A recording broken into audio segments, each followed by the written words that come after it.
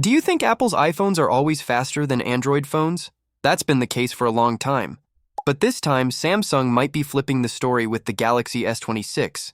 Some early leaks have revealed something pretty huge. The Snapdragon 8 Elite 2 chip, which is expected to power the Galaxy S26, could be faster than Apple's upcoming A19 Pro chip. Yes, even in CPU performance, where Apple has been unbeatable for years. Now let's break down what's really going on. Samsung is expected to use two different processors for the Galaxy S26 series. Their own Exynos 2600 in some regions, and Qualcomm's Snapdragon 8 Elite 2 in others. The Snapdragon chip is likely headed to major markets like the United States and China. Here's where things get exciting.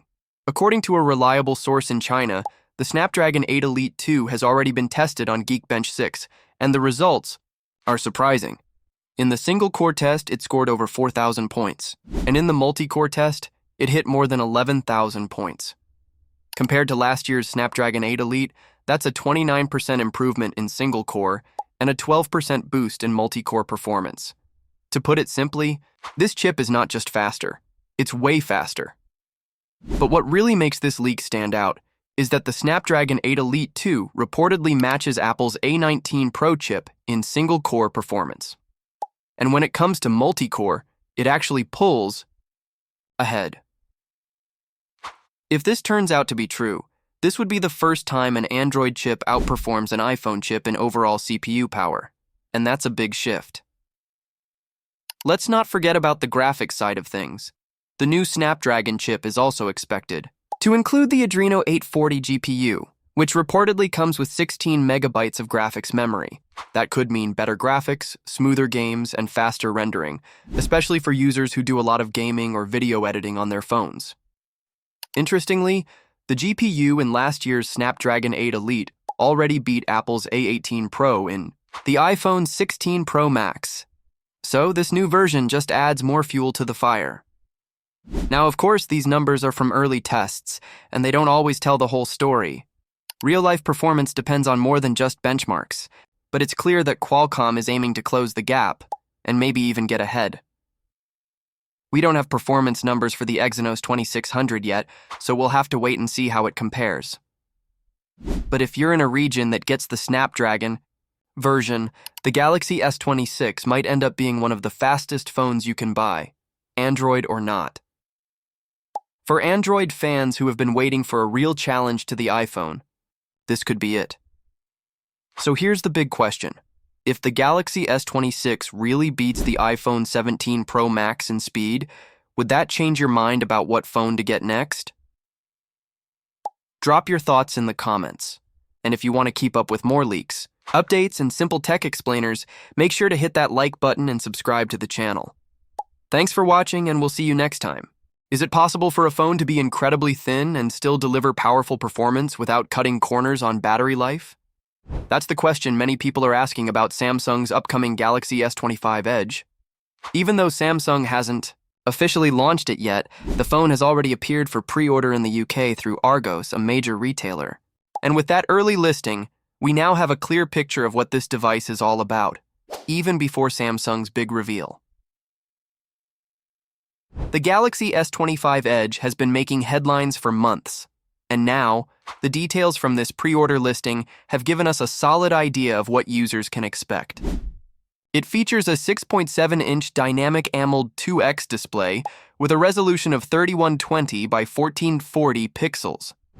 This means you'll get super clear visuals whether you're watching videos, browsing, or playing games.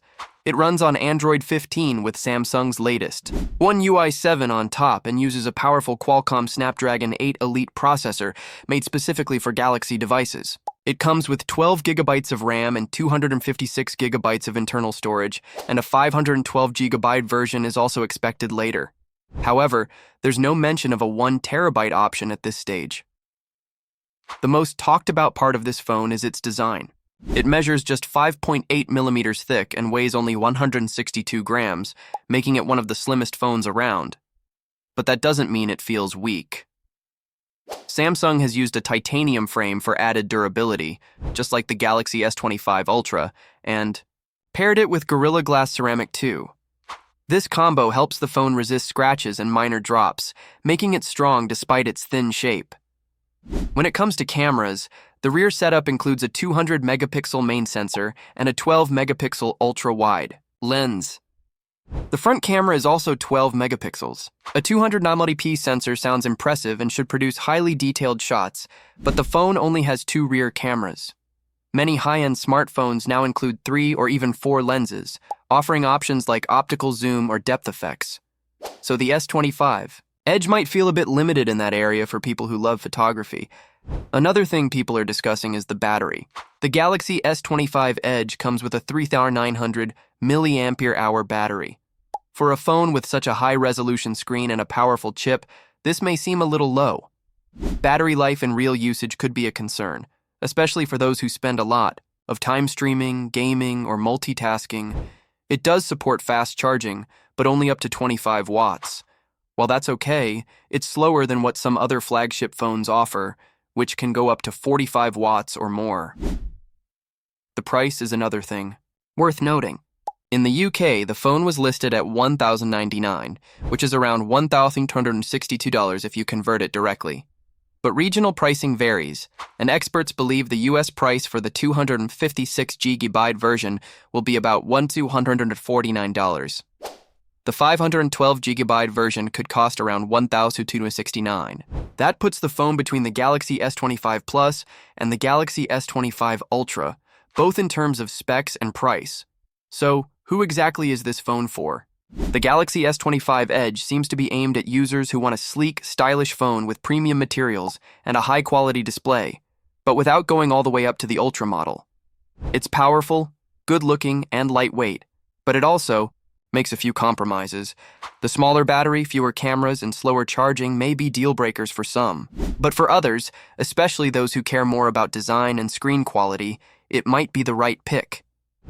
With the official launch just around the corner, it will be interesting to see how Samsung presents the S25 Edge and positions it within the Galaxy S25 lineup.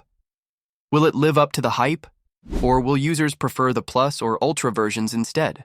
Would you trade battery life or camera features for a phone that's thinner and lighter? Share your thoughts in the comments.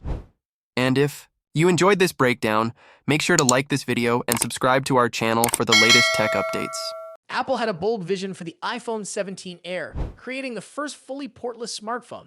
However, those plans didn't go as expected. The company ultimately decided to abandon this approach, largely due to regulatory concerns, particularly in the European Union. This device, which was intended to replace the iPhone Plus, was originally meant to rely entirely on wireless charging and data transfer, eliminating the need for any physical ports. But after careful consideration, Apple chose to take a step back, mainly to avoid potential legal complications. The idea of a smartphone without ports has been a topic of discussion for years. Some users still miss the headphone jack, while others feel that if a company is going to remove ports, it should fully commit rather than forcing users to rely on additional accessories like adapters. According to Apple analyst Mark Gurman, the iPhone 17 Air was supposed to be a major move toward a future without ports. However, Apple changed course likely because of the challenges it could face in the European market. Regulations in the EU have already pushed Apple to make significant adjustments. The most notable example is the transition from the Lightning port to USB-C, a change Apple made to comply with European standards. Additionally, Apple had to open up its ecosystem to allow third-party app stores, something it had resisted for years. With strict regulations already affecting its business, Apple likely wanted to avoid the risk of launching a portless phone that could later be deemed non-compliant. Apart from dropping the portless concept, Apple also made changes to the phone's sides. The original plan was for the iPhone 17 Air to have a 6.9-inch display, but it has now been reduced to approximately 6.6 inches. This adjustment was reportedly made to prevent structural problems. Many still remember the bending issues with the iPhone 6 Plus, and Apple is taking precautions to ensure history doesn't repeat itself. Even with these changes, the iPhone 17 Air still brings notable improvements. One of the biggest enhancements is its battery. Reports suggest Apple is using a high-intensity battery, allowing the phone to maintain strong battery life despite its slimmer design. This means users won't have to sacrifice battery performance for a sleeker appearance. Performance-wise, the phone will be powered by the A19 chip. However, it won't feature the Pro version of this processor, as that will likely be reserved for the more expensive models in the lineup. Despite this, the A19 is expected